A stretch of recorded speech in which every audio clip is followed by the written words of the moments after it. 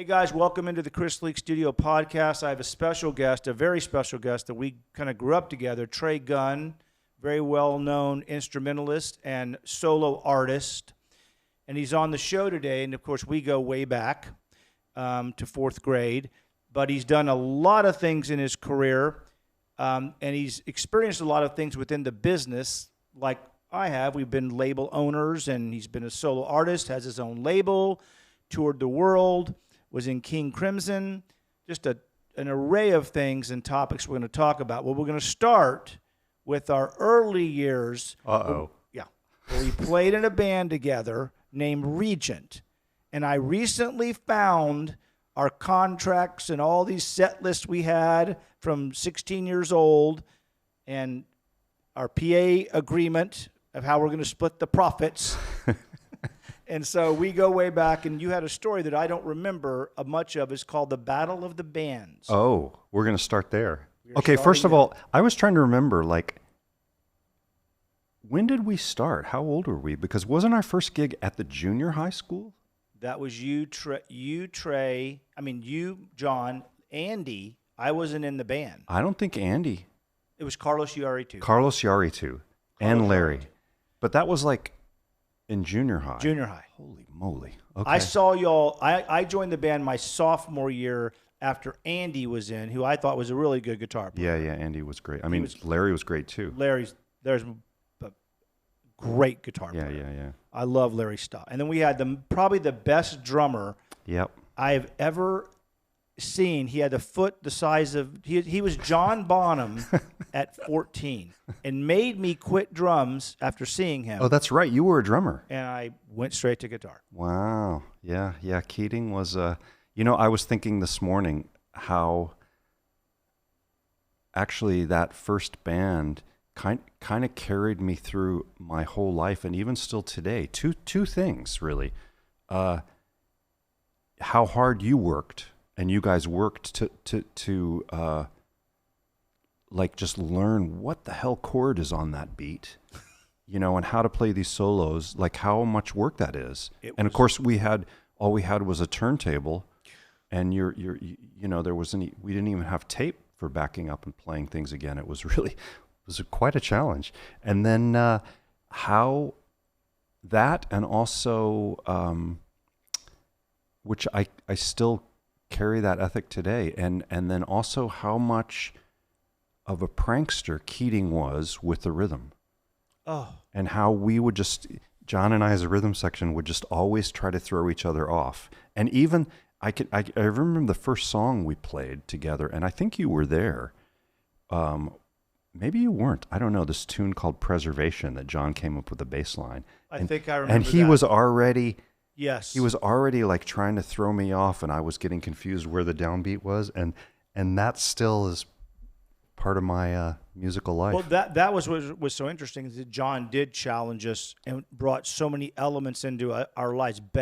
Jeff Beck, he brought in jazz. He was a snob as far as musically, but yet he played hard rock and pop with us. We kind of forced him to do that. We did. But he was a Billy Cobham guy and a Mahavishnu guy, and made us go to concerts in Austin. Yeah, and we didn't really encounter that stuff. We didn't. In fact, I don't even know how he encountered it, because you didn't hear it on the radio here. Thank you. And that was my question to you. You grew up in what was considered, with Joe Anthony, the hard rock capital of America. Yeah. This is where they broke AC/DC, Priest, all these bands we heard. We would get whole sides of songs on the radio. Yeah. So we, as a youth, we had to kind of like it. It was all that we were getting fed. Yeah. And then you went from that, and that's a good point, because Keating probably was introducing us to this diverse world of other things. Not that you didn't know it. I didn't know it. No, I was playing piano as a kid, so I was kind of connected to this classical stream, but you couldn't really hear it anywhere. But this whole jazz stream, I don't know, John must have had, I don't think it was his older brother. Maybe he had a relative who lived somewhere else or something. Yeah. I don't know how But it refined us as a band. Yeah. And I had Hayoka on the show, and They're talking, and they were telling, like, when I talked to George, I said, I remember you guys, like, y'all were pretty damn good. That's good because they were the guys to beat. Right. They were the guys that we were like, we got to be as good as better. Yeah. We got to be better than them. Yeah. So that was kind of interesting. So let's say this. So then we went on and we got real serious about our career. We hired this English manager. It was greatness. John Lappage. And he'd say, and he'd take our money and he'd slap the table with the spatula and say, God, I'm going to get the money, I swear. And I'd say, he's taking the money. So we did 7 nights a week at Johnny B. Good's. Yep. And we did it for 2 months. It was ridiculous. And then Neil couldn't sing a couple of times. And we were very serious, and we were learning the business. And it took you.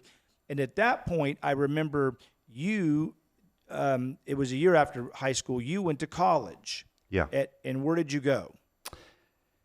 I went to Oregon. I wanted to go to California, and I couldn't get into the schools I wanted in California. So I thought, I got to get out of here. I got to get to the West Coast. I'm going to go to Oregon for a year, and then I'll go down to California. And I went out to the University of Oregon and ended up staying there 5 years. And I have a photo of you when you came to my house and knew me and Keating at the apartment before you were leaving, and we took a photo, and I'm going to show it on the podcast. Okay. It's great. You have a fist in my mouth, and like it's just how we were when we were teenagers. Yeah. And I remember that was the day, and I said, "You're going where?" And you're going to Oregon, and you somehow you stopped by, and Keating was there with me, and so it was kind of a funny moment. So I grabbed. Thank God I had a camera, or someone did. Yeah. Ed did, and Ed took the photo. Ed. So you get to Oregon and you're studying. Now you're studying music seriously. I assume that's what you did. Yeah. From what I was speaking to you in the times that we would talk. Yeah. And but let's not skip over the fact that our band rehearsals. I love this. We would rehearse until we were in a frenzy, and then we would rumble. And sometimes Larry would rumble all the way down the stairs out into the front yard, and there would be a rumble. So there was this kind of prankster teenage craziness. But there was this greatness that we could fight and not have a fight. Yeah. But they were pretty damn serious rumbles. Yeah. And Larry would pick on Keating. He would pick on Carlos when Carlos was around. It was pretty impressive. Yeah, we did a lot of that. That was the fun times. So but you go to Oregon now. I noticed right away, and speaking to you, you were studying like we were sticking around doing our bands. We were just like not getting so serious about it. Yeah. We were learning songs the same way we did when we were 16. You were taking it to another level as an educated musician. As far as theory and all of those kinds of things. Yeah. Two things for me. One, I needed to go to a different culture. Agree. San Antonio was pretty small and isolated at the time. Absolutely. Nowhere's isolated anymore, but at the time there was just what there was, and there wasn't that much for the size of this town. And we didn't really go up to Austin that much. I don't know if you did, but Austin wasn't part of my scene, and it just didn't appeal that much. A few times me and John went up there, it didn't appeal to me. No, it didn't to me either. And maybe a little bit later when there was kind of a more punk thing going on there, but still it was just like a foreign world. I needed to go there. I thought I would end up in California, but I never got there. I wanted to me it seemed like if you were going to become a journalist or a novelist, you'd want to learn something about how sentences are made. So that was kind of my idea for like, I just wanted to get exposed to more music and learn about the mechanics of it. At the time, I thought that was what you would do. There weren't very many options. I went and looked at GIT, I looked at Berkeley, and it was just so depressing to go to these schools at the time and see that they're cranking out like mini Jeff Becks, like 30 of them every 3 months. Amazing players who had all these chops, and it just seemed kind of bogus to me. Like, what are you doing? There's only one Jeff Beck. There you go. Why are you making 30 of them every 3 months? I have that same argument. And also the music wasn't that kind of like the educated rock guitarists and I'm using I don't have to use air quotes, we're on camera. The educated rock guitarists, it was pretty lame. It was like the fusion scene. I'm sure it didn't appeal to you. Did not. I could get into it intellectually, but the music wasn't that interesting compared to like when we first heard whatever the Wired record or for me Mahavishnu. So I thought, well, I do want to study, but I don't want to do that. So I'm just gonna go raw and just go back to like a classical tradition. And now that whole world I wouldn't do that nowadays. I wouldn't do it at all. And there's different kinds of there's different kinds of hybrid musicians now that I'm sure people who were younger than us don't understand, that you didn't have hybrid musicians. You were a rock musician. Absolutely. You were a jazz player. You played 50s jazz, or you played fusion. You just did like one thing, and now everybody does everything. So for me, it was to go kind of get to the core of the vocabulary and try to figure out what vocabulary I want to use. And I just did discover stuff. And I was kind of concerned that I would get like too intellectualized with a classical background. So I played in a punk rock bands the whole time I was there. I didn't know that. Yeah. I did not know that. Punishment Farm, dude. Gosh, really? Yeah. So that's kind of what I was doing. So while you were in college, you were playing in a punk band. I did not know that. Yeah.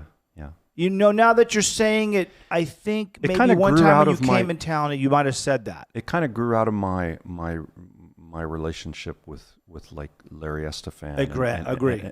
And you know the Pistols and all that. Yeah, Pistols and Iggy and you know it was. And it's funny because that's talking about the band we grew up with. How John had an influence, and you and I both, I think have an influence from Larry. I would go to his house and he'd play me stuff that I hated the first time. Bowie, right? Bowie. Yeah. To me, there was tons of stuff he played. I'd be like, I don't listen to that, but no, you got to listen, and he'd make me listen over and over to it. And then it starts to, no, I agree. There was stuff. Larry also, he had lived up in New York. That's right. Near Lansing. And his so he mom had different got influence. import records. Oh, there we go. And so he'd bring me Gary Newman and Two Way Army. Yeah. He would bring these records from England, and I was like, what the hell? Yeah. And they didn't make sense to us at first. They did not. Because of the hard rock thing. But that probably sounds ridiculous now because everybody hears everything. Everything. We heard it through records. And in a room where Larry's saying, no, listen to this. And I'm like, I don't like that. And he's, no, listen to this. And he kept playing me the song. Yeah. And he was hearing everything that was going on. Way ahead. Yeah. So I always call him an influence. He goes, what do you mean by that? I'm like, no, you were an influence. I want to talk about still in the Oregon days. You have a punk band. You put it together, I assume. Yeah. And y'all are playing Punishment Farm. Yeah. And then you're studying, basically in the beginning there, were you taking technical classes, like how to get, you were playing bass with us, now you're in Oregon and you're playing what instrument? Good piano? Well, this is the catch that I found. I had to play an instrument, and I could play piano. I thought I was okay, but I think I was only just barely okay to get into the school. I took a little theory test or whatever. And it wasn't the most challenging school. It was not a Juilliard. It was not an Oberlin. It was not it wasn't Cal Arts or anything. So that was kind of and actually one of the reasons that really sold me on it is that they had a synthesizer studio that was sitting vacant. And all the places in California, there were like a 2-year waiting list to get in there. And they had a Moog 3 with all the patch cords and stuff. So, and I could just go right as a freshman. But yeah, I was... See, nowadays those colleges would be crowded for lab time. Yeah, You couldn't do what we did back then. No. And they had an 8-track recorder, I think. I mean, we had recorded on an 8-track, but it wasn't ours. We didn't know how to... we had the Porta Studio. That's right. So that's interesting for people to know, that we were already diversifying our knowledge of things John was part of that too. Yeah. We need to learn how to record. So we were introduced to these things way earlier than most people. Yeah. When I was hearing like the Heyoka story, they went to the studio and they had to, and we were like, well, we need to learn this stuff. Yeah. So yeah, in Oregon, so what I did was I didn't exactly, I guess I tricked the system a little bit. I kind of got in as a pianist, and then I pretty much realized that I would never be a great even a halfway decent classical pianist. And also it's kind of a waste of my time to just be playing piano scales. And now when I look at the education, I totally disagree with it. But so I switched to composition major, which means you don't have to actually play that well. And also you're writing just really bizarre, atonal, strange stuff. And that was interesting to me, just in terms of kind of like what you were just saying about Larry. Like you get used to in a core way, like the way certain pitches are supposed to go together. Right. And this is like breaking that. So like you're just breaking this pitch. Traditional music theory says this pitch does not belong with this chord. And our rock and roll ears say this pitch does not belong with this chord. And here I am like, let's put that pitch with this chord. Okay, got it. And let's see what it sounds like. And now you have Jacob Collier saying any pitch can go with any chord. It's just you choose what you like, what sound you're going for. I don't even know if I agree with that, but if I heard it, I'm saying. But so let's just so it opened my ears. The whole thing opened my ears. Not only that, living in Oregon must have opened your eyes to a different culture. It did, and the thing that was cool about where I was in Eugene, which was like super hippie Grateful Dead capital of the world, like we saw coming from San Antonio, which is a very conservative businessman's kind of town, military town, and then like here I am, and there's like rainbow buses coming through, and Ken Kesey's farm was there, and but what was really cool about it was that there was no place. If you were a California band, there's no gig between San Francisco and Portland and Seattle except for Eugene. So like the West Coast punk scene, they all played in Eugene at our shitty little, I shouldn't say shitty, but our little place, the Wow Hall, which actually I still play when I'm on the road. So the Wild Hall is in Wow, W-O. And that was in Eugene. Yeah, Woodman of the World. Well, real quick, is it on the campus? No. So a club has lasted that long? Yeah. That's probably one of the only clubs that have ever lasted. I don't think there's a club, CBGB's, that has lasted with a name that you're saying that long. Yeah, I think there's a couple, but it's pretty rare. I remember going to a punk club in Detroit that had been around that long. But yeah, the Woodman of the World. So it was like a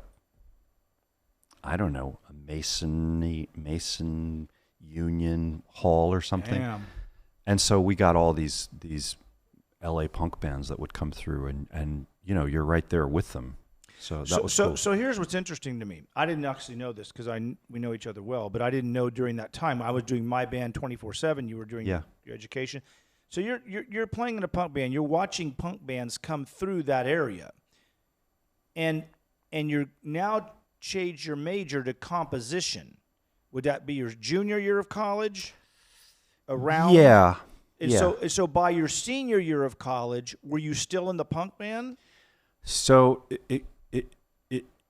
it's a little complicated. Yes and no. Yeah. So you were still playing in the punk band, but so when did you? And then I noticed when you came in one time, you were playing a lot of guitar. Yeah. So when did that transition? Was that still in college, or am I thinking after Oregon? Did you finish your degree in composition? I did, and actually in Punishment Farm, I was the guitar player. That's right. Okay. I was the guitar player. Now that I remember. And then, who sang in Punishment Farm? So we had a guy named Billy Taylor. And then the rest of the guys were from Eugene. Or they from all over three the of them country? from Eugene. All Yeah. three of them. Yeah. And so now you graduate there, what, 84, 83?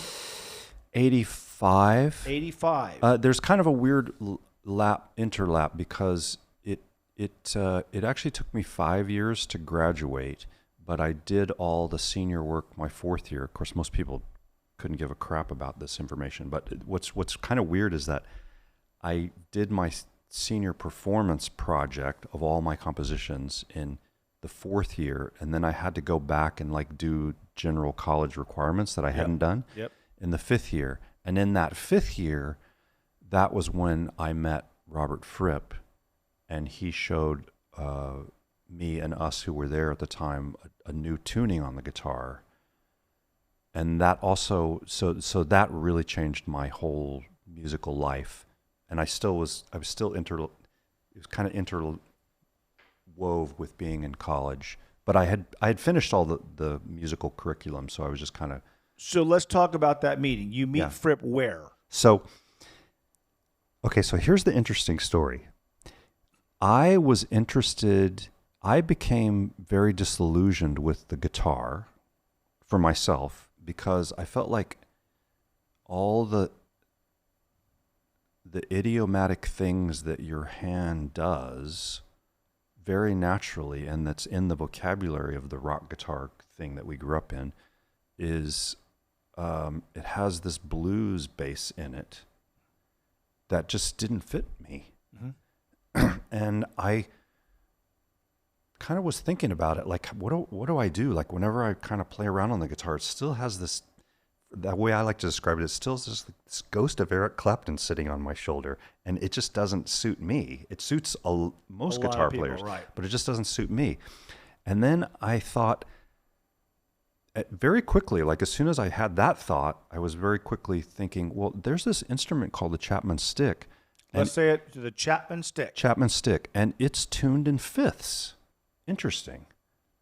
Now, you find this instrument on your own? No, I already knew about it because of Tony Levin played it with Peter Gabriel and on the King Crimson records. So you were aware of it? I was aware of it pretty much from '81. And I thought, well, that's interesting. I wonder if that could help me. And I even had made plans to drive down to California and maybe try to buy one from the guy who makes it, Emmett Chapman, down in LA. And so, so that thought's in my mind. And then the next thought was, how weird is it that if it was 300 years ago and we were musicians, we would try to find who the masters are and go apprentice with them? Absolutely. And I was like, well, why don't Which is something everyone should practice. Why don't we do that now? And I was like, well, you know what I should do? I'm going to make a list of who I think are the really cool musicians, and then maybe I'll contact them. So I made a list, John McLaughlin, Adrian Belew, Peter Gabriel, David Bowie, Brian Eno, like who I thought were the badass guys, David Byrne, Robert Fripp, many others. And I kept going through the list, and Robert's name just kept going up to the top because I thought, and I don't know if you're a fan. You're probably not a fan. Yeah, I can't imagine that you would like certainly not all of his stuff. But I thought, you could probably go apprentice with Peter Gabriel, but what would he actually be able to tell you? Or David Bowie, like, would they be able to tell you what they're doing? But Robert's name I kept coming into this. I was like, he could probably tell you what he's doing. And then like 2 weeks later, I saw a tiny little ad in the back of Downbeat magazine that said he was going to teach guitar. That's crazy. And so I wrote, and he's going to do these seminars in West Virginia. He's British.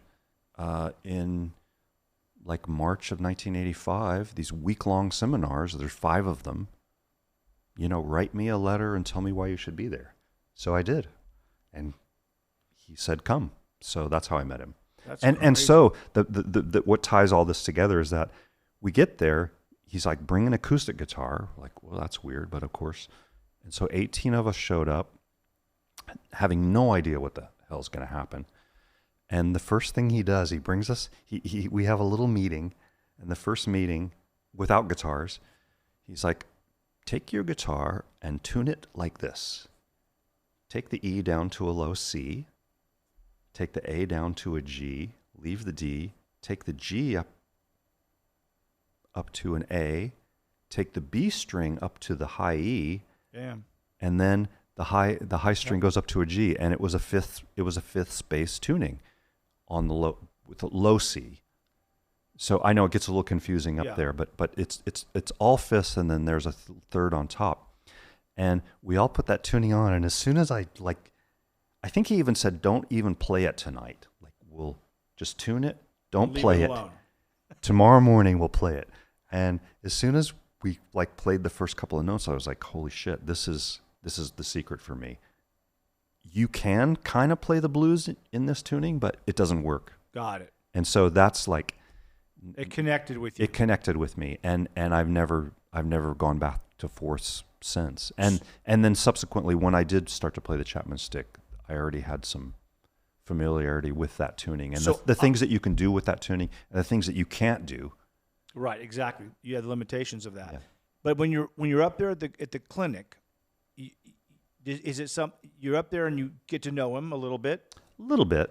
And so how does that relationship start to flourish? So from there, you go back to Oregon. Yep. Yeah, it was just a week. I go back to Oregon. I start working with the material that he showed us. He showed you. And then he offered, this is pretty wild. Then he offered that December, just 6 months later, like a level 2 version of the course for 2 weeks. Come if you can. And right now, you get back from Virginia. He offers the class again, not too long after you get back, for 2 weeks. You go up again. How many people went?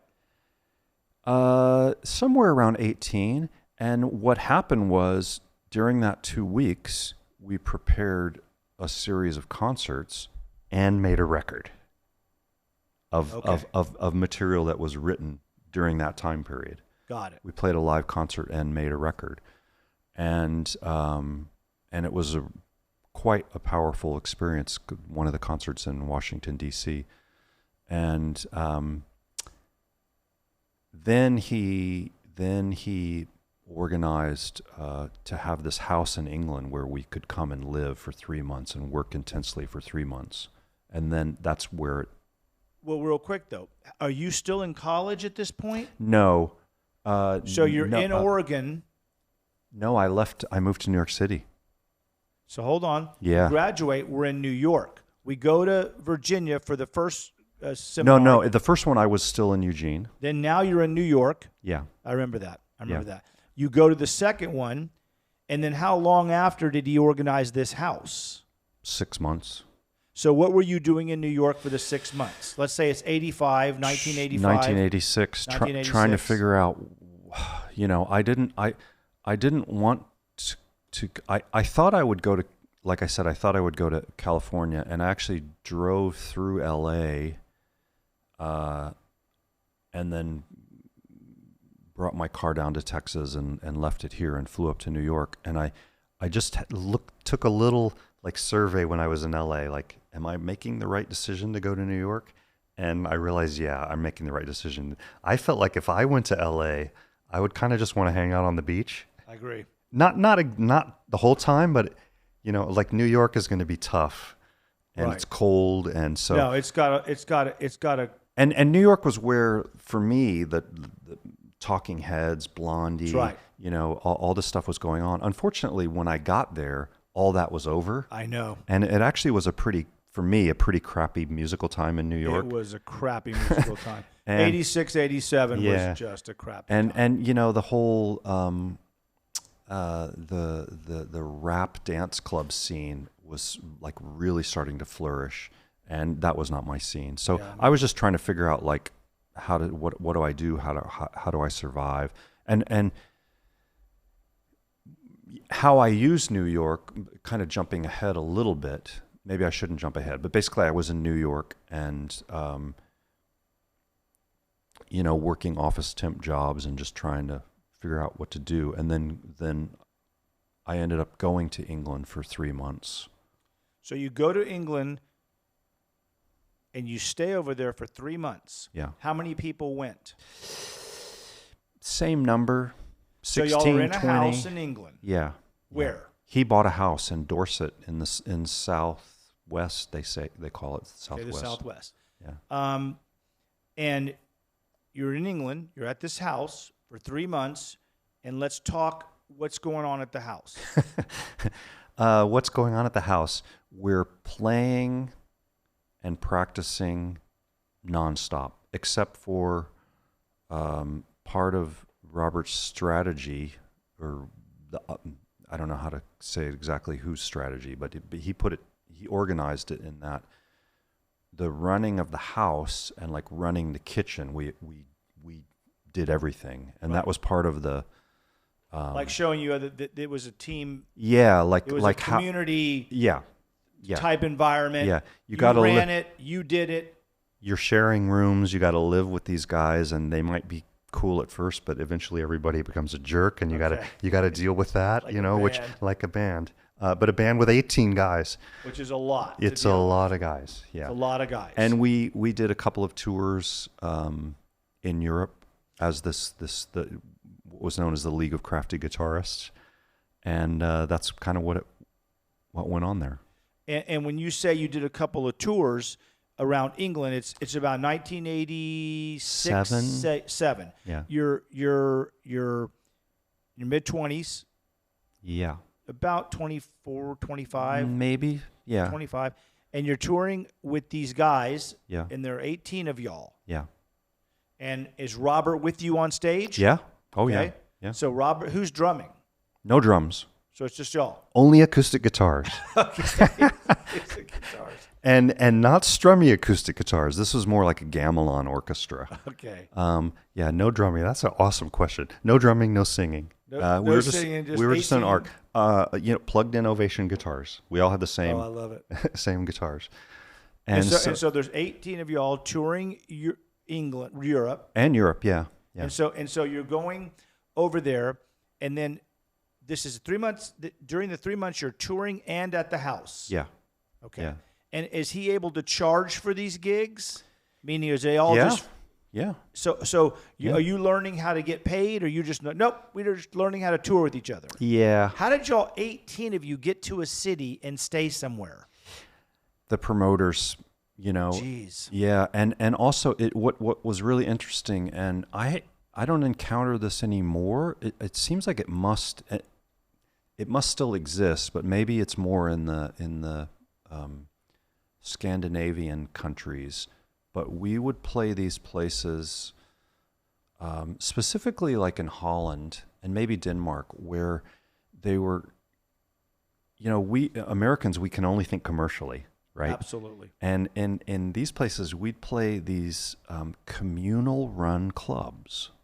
So there was a club, kind of like the Wow Hall in Oregon, okay. like a big size club. All right. And maybe there's a little restaurant or a little bar, but a good sized club, and it's run by the city or the county, and the people who work there are volunteers, and it's basically a socialist system. And here's the club, and we need music every night. It's crazy. And they pay you. That's crazy. And they put us up, and it was a city organized or government, so to speak, city government run club. Yep. And they house you. Yep. And they collect the money from the revenue from the club. Yep. And yeah. And but the tickets weren't necessarily that expensive. That was also the thing. Oh, wow. I've run into this a couple of times in much later, but in Sweden, I did I don't know what you call it, a tour with Morgan Agren, the Swedish drummer, and Henry Kaiser, guitarist, and some other musicians, where they brought us in. We did do a concert, but basically we were there to give music seminars at like music schools. Oh, wow. And again, you and I automatically start thinking, oh, music school, somebody's paying to come in. No, nobody's paying. These are community, in small towns, community-run, financed, after-school programs for any kid. Oh, wow. And they are decked out. They have a full set of orchestral instruments. They have bass amps. They have drums. And the kids just go there after school and rock out or play in bands. And it's just part of their life there. Could never have that in the U.S. Yeah. Unreal. I mean, you could have it, but somebody would have to pay for it. And to pay for it, you'd have to decide that it was important, which they do. And think about it. What that would create from a kid who's poor, going home, doesn't like sports. No. Wants to just stay at school and just pick up the bass. Yeah. Try it. What the heck? Starts jamming, gets some community, talking with his buddies, gets to get camaraderie. It's amazing. And then they're bringing us in and lots of other people in. Also, keep in mind, this was not at school. It was a separate, super nice building. Damn. High ceilings, performance spaces, and they would perform, and really nice quality of life. Yeah. So let me ask you this. So now you start touring. You're touring. You're getting some experience touring, and you're in countries, and you're in Europe, and you're getting used to this lifestyle as a profession. I mean, basically at this point, you're having to think. You're in your mid-20s. I am pretty much. Although we both just had decided that's just what we were going to do when we were younger, we knew that. We didn't know our path. Right. We didn't know how dangerous and how on the committed you have to be, and all the business that you have to deal with, and personalities, but we had experience as kids in a band, and differences of opinions. So now you're over there and you're playing. Do you go back after these 3 months? Yeah. You go back to New York. Yeah. And so then you're in New York, and what happens? Not a lot, to be honest. Well, that's not entirely true, but I would say I did like maybe 2 years of this on acoustic guitar with Robert, and then one day he came to me and said, "You should learn to play the Chapman stick." And you had already been introduced to it. I had introduced, but I hadn't played one yet. He's like, "I have one from 1976," and he gave it to me. Where were you at this time? In New York? In England. In England. And he gave you the stick. He gave me the stick, and he said, "You should learn to play this." And I was like, bingo, yes, you're right. Because I wouldn't say in my heart I'm a bass player, but that's what I played with you. Right. And I'm very comfortable in that role. And the Chapman stick is guitar and a bass, but it's often functioned as a bass. And he said, "I'm starting a group with my wife, and I want you to join on this instrument that I'd never played before." So I did. So you join, and you had to learn the instrument. Yeah. Okay, now I'm going to take it up. So now Robert Fripp hands you a stick. Yeah. The Chapman stick. Yeah. Learn it. Yeah. And you were already looking into this instrument. I had been looking into it. And in fact, if he hadn't shown me the fifth space tuning, I probably would have played it earlier. But as soon as he gave me the fifth space tuning on the guitar, I was like, oh, I'm going to focus on this for now. How long do you think your focus was on the stick before you started to get proficient at it? That's a complicated question. Well, so, let's say to the point where he would allow you in the band. Well, he invited me in the band before I could even play it. That's just incredible. So he gave me his stick, which I don't think the strings had ever been changed. So that meant the strings were like 13 years old. It's crazy. And it was one of the old ironwood sticks. And I put it on, and I started just dinking around a little bit. And immediately I realized, oh, this is the instrument. This is what I've been trying to do on all these other instruments, bass, guitar, keyboards, and it was just the wrong instrument. This is the instrument. You play with both hands. It's all tapped, so you're touching and tapping, and it's got bass string. It's got guitar strings. It's got this fifth tuning, and it was awesome. And then and I had already kind of learned through Robert's approach, like how to utilize it, how to approach the mechanics of playing kind of separate from the musicality, if that makes sense. So like just dealing with the fingers and the hands and becoming efficient with that, as opposed to kind of like how we grew up just playing songs, right? So the different approach, which you don't even need, you don't necessarily need. You know, Stevie Ray Vaughan never did this. He just kept playing and he was great. And Beck probably didn't do it either. But in order to like just totally adapt to a new instrument, it was really efficient for me to just practice calisthenics and mechanics. And I knew how to do that. So the next day I got up and I started to work on it. I was like, oh shit, this is going to be really hard. This is going to be hard. It's hard to get a good sound. It's hard to figure out.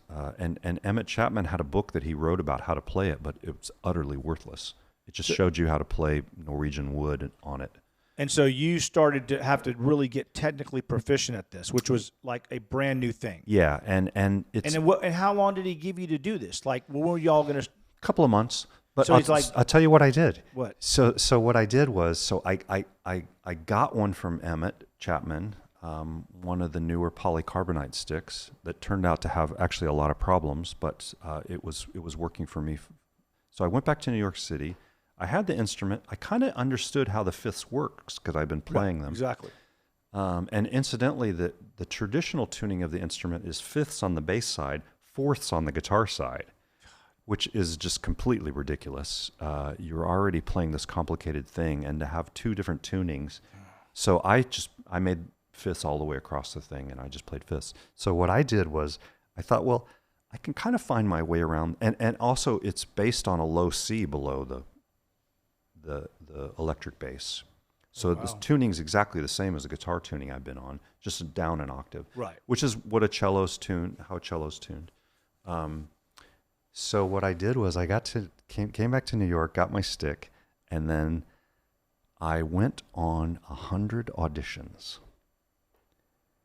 So I just looked in the Village Voice for anyone looking for a bass player, any genre, and I just showed up and didn't tell them I was playing the stick, and I just showed up with a stick.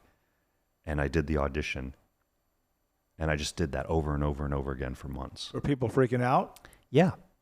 So you walk in with that, and they're going to be like, "What the hell are you doing?" Exactly. And we said we want a bass player. I was like, just give me a chance. And so I had no intention of joining any of these bands. That's a classic. And I went to like rock bands. I went to like a couple of like Irish Celtic bands. I don't even know that music. I did some country western auditions, and sometimes there was sight reading, and most of the time there wasn't. And of course, I knew the old guitar tuning pretty well. I could kind of look, so I got pretty good at like looking, oh, there's a G chord, and here's my G. And so I just kind of did that, and I was just exposed and put in really uncomfortable situations. That'd be really uncomfortable. I mean, that would be like. And I got pretty good at that. All right, that's interesting. So then when I met with Fripp. Robert and his wife Toya, she was the singer, and then we had this drummer Paul Beavis who had played with Robert. Robert did a couple of records with Andy Summers, duos, and Paul Beavis played drums on that. So Paul was our drummer, and I felt pretty confident enough to be the bass player. And that's in that band. You go and do that band, and pretty good musicians are in that band. Yeah, Paul was a really well seasoned, and he still plays with like. I can't remember who he plays with now, but some really good, let's put it like this, like high level session drummer, British session drummer. Like you can't mess around, and you're in charge of the groove. And this is, of course, before click tracks or anything. Exactly. Yeah. Exactly. Yeah. So now you've joined this band. Did you make a record with them? We did. The group ended up. We did a couple little tours with the kind of precursor name, which was Fripp, because it was Robert and his wife. And then we had a song that was called Sunday All Over the World, and we ended up naming the band Sunday All Over the World. We did a couple of tours. We played in the States actually as well, but mostly it was in Europe. And then we went into the studio to make the record, and we did make a record, and then that was the end of the band. Really? Yeah. So you make this record with Fripp and his wife's band. What was the name it ended up being? Sunday All Over the World. Sunday All Over the World. One record. Yeah. Was it on Fripp's label? So Robert was with EG Records. Okay. I don't know if you remember EG, No. But they were Eno's record label. They were Roxy Music. Oh wow. They were a kind of a they were Kings Road, London label, kind of cutting edge in a way because they were a management company who started a publishing company who started a record label. And so they were kind of a little bit of all of that. And I can already see you thinking, Yeah. wait a minute. Do you really want your management company to be your record label and your publisher? I did it at Tejas Records. And In so only 2 states can you do it. Legally. You Yeah. can do it wherever you want. yeah, But you can only be a manager. You can be a publisher and a manager. You can't be a manager, booking agent, and label back then only in Texas and one other state. I forgot it now. yeah. Well, this was what they did. And they put out some really cool stuff. They put out all of Eno's ambient stuff and Eno's records with Robert that pretty much invented ambient music and all the Roxy Music stuff. And then they did the King Crimson stuff from the 1980s on. So it was on that label. So Incidentally, they ended up stealing all of Robert's money. And it actually turns out it's a really terrible idea. Right. You know, and actually, have you seen that Led Zeppelin documentary? yeah, I saw it. Was it that one or was it the one I where didn't see it. I they're didn't talking see about Albert Grossman and how he's moving? No, it's the. Have you heard the 500 songs of rock and roll or whatever this guy's podcast? I got to get you this Okay, thing. give me that It's really podcast. great. But he's talking about how Albert Grossman figured out if you're the manager and the record label and the publisher, you can just skim a percentage off of each of those as you pass one to the other and back and forth. Absolutely. And then the artist ends up with not much. Yeah, it's crazy the math that they So do. yes, we made a record on that. I made before we made that record, I played and wrote and helped produce a solo record that Toya did, Robert's wife, and then we made Sunday All Over the World for EG Records. So that disbands. Yeah. And then what's next comes in your life? So You're in the mid 80s, late 80s. yeah, 88, 89. I pretty much worked with Robert for the next 20 years, different things. The next thing was kind of an interim project called the Robert Fripp String Quintet, which was Robert and I and 3 guitarists, the California Guitar Trio, so acoustic guitars. And we did some tours in Japan and the States and Europe. But let's talk about this time frame. Let's say late 80s to mid 90s. Yeah, You're with Robert. yeah. And basically y'all are playing in multitudes of projects or just a few? A few different ones, but they kind of they don't overlap that much. So there's the string quintet, and then the next big project was with David Sylvian, and somewhere in there I did 2 days session with Robert on a Brian Eno record that was pretty wild to work with him. But the next big project was with David Sylvian, and you probably don't even know who David is, do you? It sounds familiar. Yeah, he was a British guy. His music wouldn't have come here, and it was pretty popular in New York at the time. He was in this what would you call it, like a synth pop band called Japan. I heard it. Yeah, I in heard England, and then David just hated this whole pop thing and just went kind of sideways and started doing kind of this art experimental stuff, and so. He asked Robert to do a duo with him, and Robert said, well, let's bring Trey. So I ended up doing a trio with them. Again, who was the drummer? No drummer. I love it. And it was really cool because David played keyboards and sang, and Robert played guitar, and then I had the stick. And we did a little tour of Italy and a tour of Japan where nobody knew what we were going to do. Like everybody, both Robert and David were known for whatever you think you're going to get. You can't know what you're going to get. Okay. And so we would go out on stage and we'd kind of play this. Now it's kind of more known, this kind of drippy, ambient, strange soundscape thing. But at the time it was, I mean, Robert and Eno kind of invented that form. And so we would go out and play 20 minutes of improvisation of this amorphous thing. And then suddenly David would start singing a song. And it was really cool. It was really cool. And then that project we went into Dreamland Studios in Woodstock. And we can't talk about everything that I did, but this one was pretty big because we went into Woodstock. Jerry Marotta, drummer with Peter Gabriel and tons and tons of people, was the drummer. So now I was kind of up in the ante with like, okay, this is a serious drummer. Jerry has an amazing feel. He has a very particular feel. And he's played with everybody from like Suzanne Vega, all the women artists of the 80s. Jerry played with him. He played with Indigo Girls for 80 years. And also just on the Gabriel records, he was kind of my hero. And then I found out a little bit later that David had already contacted Tony Levin to have a backup just in case I didn't really work out on the record. Oh, I love it. But I did work out, yeah. And so then, you go to Woodstock, a studio in Woodstock. Yeah. What was it called? Dreamland Studios, which actually Jerry owns now, and I've been there many times. It's still there. It's still there.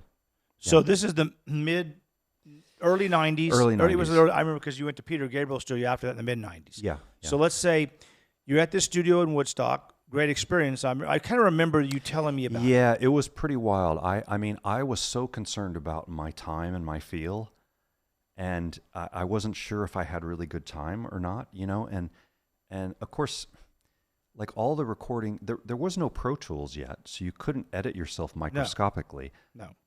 And you couldn't even really, I mean, you couldn't look at the files. You couldn't look at your session to see how you're lining up with the drummer. You just, you know, and even recordings, like any kind of recording is so exciting sounding that you don't really know. But like now we're going to go into the studio and David Bottrell, who ended up producing Tool and all these guys, he's going to be engineering, and we're going to be able to isolate Trey's bass part and Jerry's kick drum.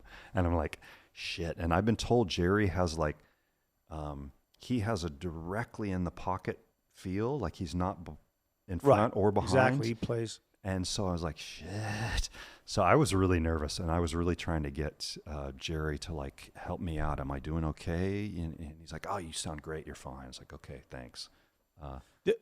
But was the drummer listening to the solo tracks on that and getting like anal about it? Like, no, there was no anal about it. In fact, this is what was, you know, we were going to tape. We were going to, I think we had it was a 48 track Sony digital. Does that make sense? Yep. Yeah. So, and then Bottrell was going to mix to analog 2-track. No, what was interesting was that David and Robert even more so, Robert does not fiddle in the studio. He doesn't like being in the studio. He just wants to perform and do an awesome take. He does one guitar solo, maybe two. That's it. And so how long would you say that whole project took?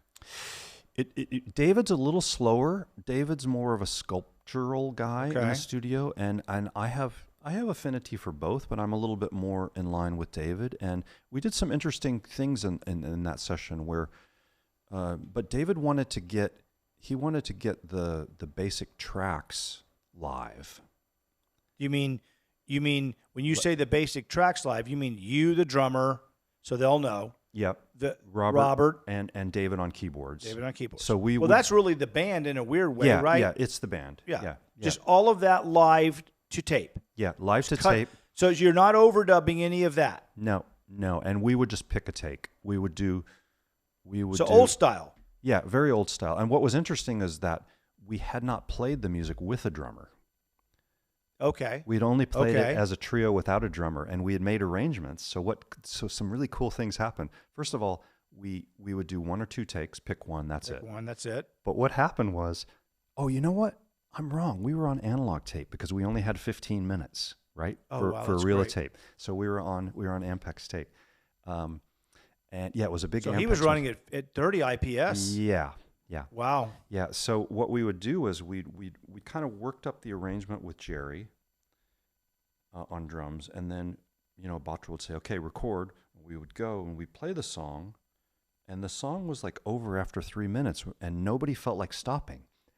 So Jerry just counted in, and we ended up playing like an 8-minute coda on 2 or 3 songs.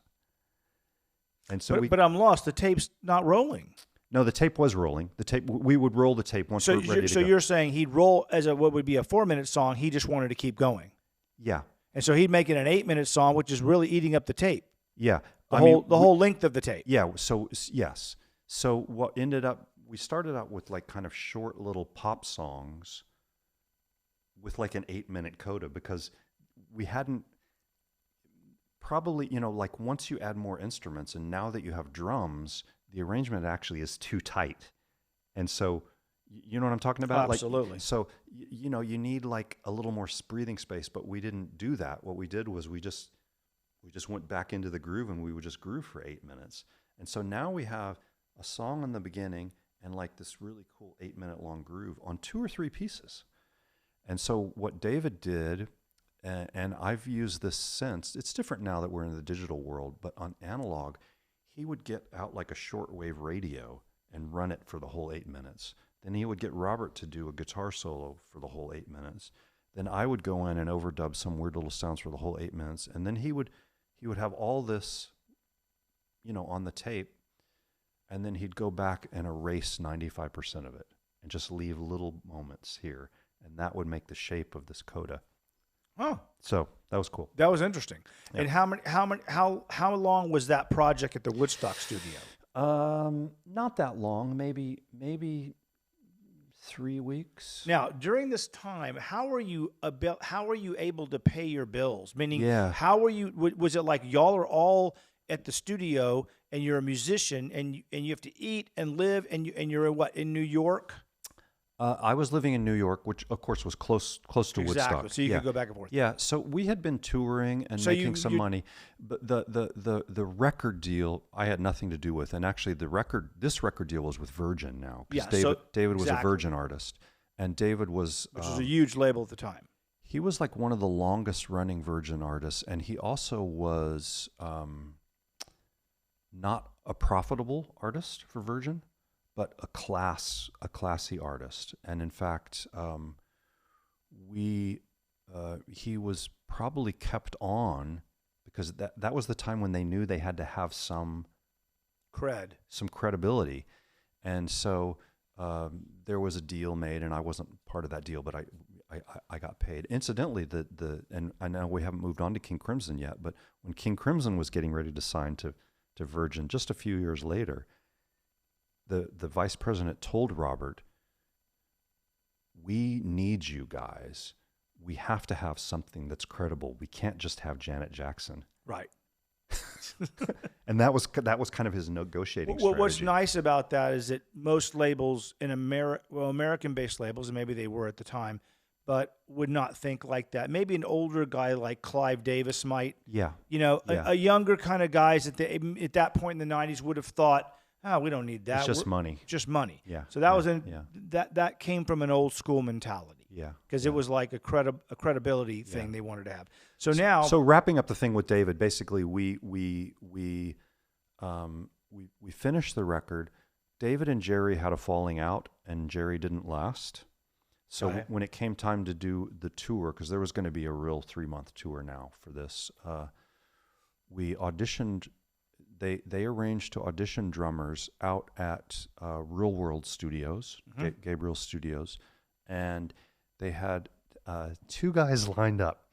Andy Guggendin, I don't know if you know this guy. He sounds familiar. Really great session guy in England. And then Robert had contacted Michael Giles, who was the original King Crimson drummer on the 1969 Court of the Crimson King record. And then they were going to get somebody else. And I was flying out of New York. I had actually already put my suitcases down on the street, and my girlfriend was watching them. And I was walking out the door, and the phone rang, and I picked it up, and it was Pat Masalato, who said, "I hear they're auditioning for the Sylvian Fripp project. I want to come to the audition." And I was like, "Dude, the audition's tomorrow in England. He's in LA, and I got to go. Like, call Richard Chadwick, David's manager." Pat called Richard, used his own frequent flyer miles, flew to England. Richard gave him a pre-release, mailed him a cassette or something, so he could listen to the material on the flight over. Landed in the morning, drove out to Bath, Real Studios, came and played with us, and got the gig. That's crazy. And Pat and Robert and I have been working together ever since, and he ended up in the Crimson Project band as well. And so, is that the record that you made at Gabriel Studio? No. Got it. So This was just auditions. This is and auditions. then we did the tour, and it was a big tour. We played 2 nights at the Royal Albert Hall, and it was a big deal.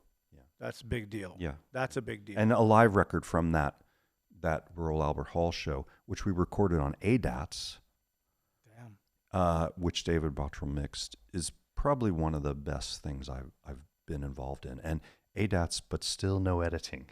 No editing. I mean, you could do some stuff, but Transfer, yeah. You cannot. It was crazy. Yeah. No editing.